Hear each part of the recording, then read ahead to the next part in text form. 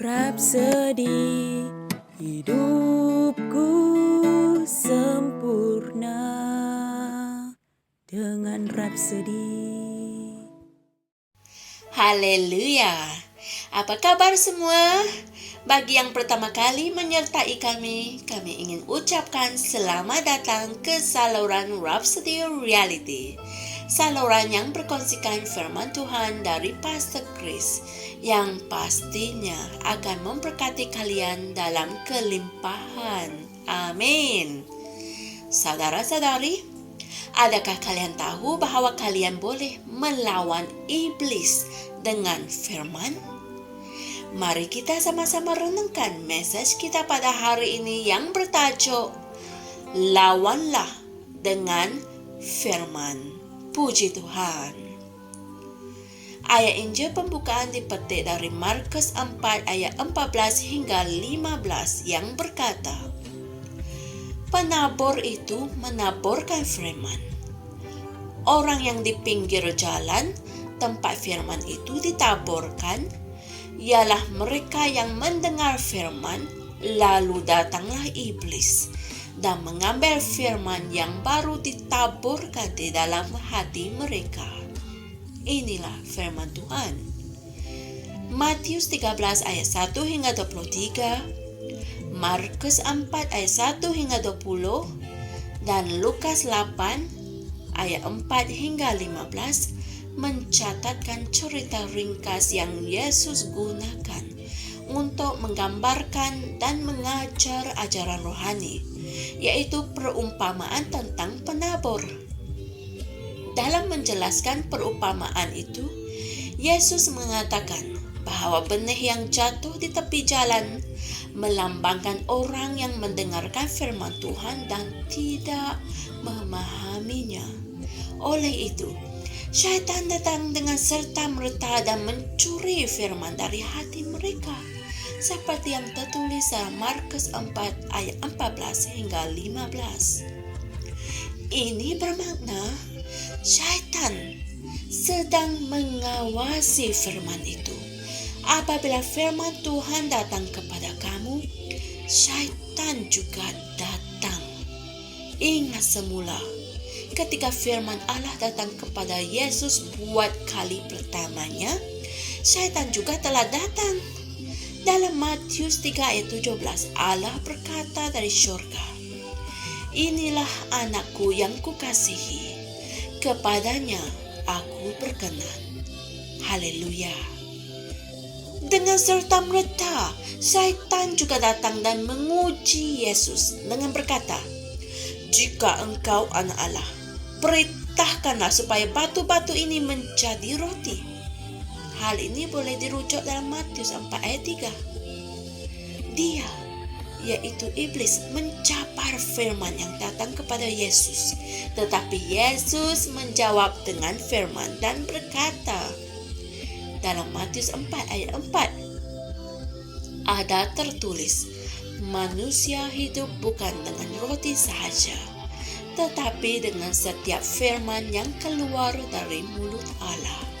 Puji Tuhan. Dia mengesahkan kitab suci itu kembali kepada syaitan. Apabila firman tentang kemuliaan atau kuasa Tuhan untuk hidupmu dan untuk masa depanmu datang kepada kamu, terimalah dengan rohmu dan tanamkan ia dengan mendalam ke dalam hatimu melalui renungan. Jangan benarkan syaitan mencuri atau mengambil firman itu daripada kamu. Dia akan cuba. Dia akan melemparkan anak panahnya kepada kamu seperti peluru berpandu.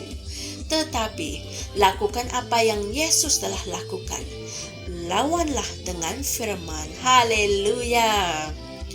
Firman Tuhan di mulutmu adalah pedang roh yang memotong musuh dalam cebis-cebisan dan mematahkan segala agenda, strategi, dan muslihatnya.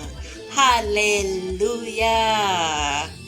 Saudara dan saudari, mari kita sama-sama berdoa.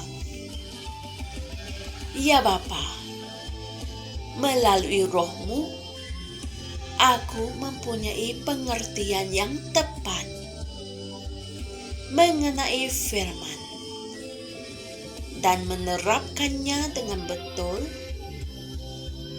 untuk membuahkan hasil dalam hidupku, keluargaku, pelayananku, dan semua yang berkaitan dengan aku.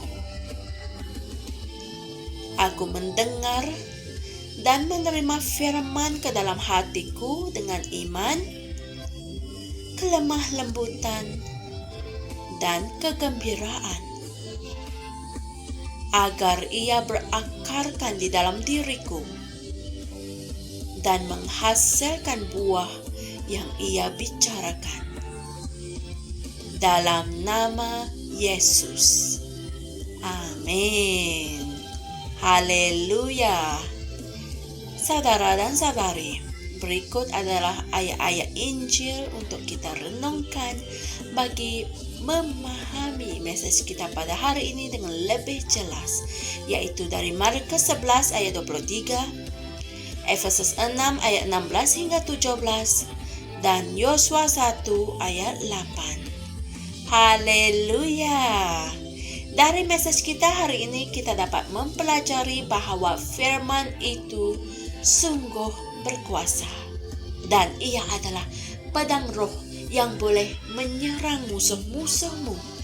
Alkitab mengatakan dalam Ibrani 4 ayat 12 bahwa firman itu hidup dan kuat dan lebih tajam daripada mana-mana pedang bermata dua.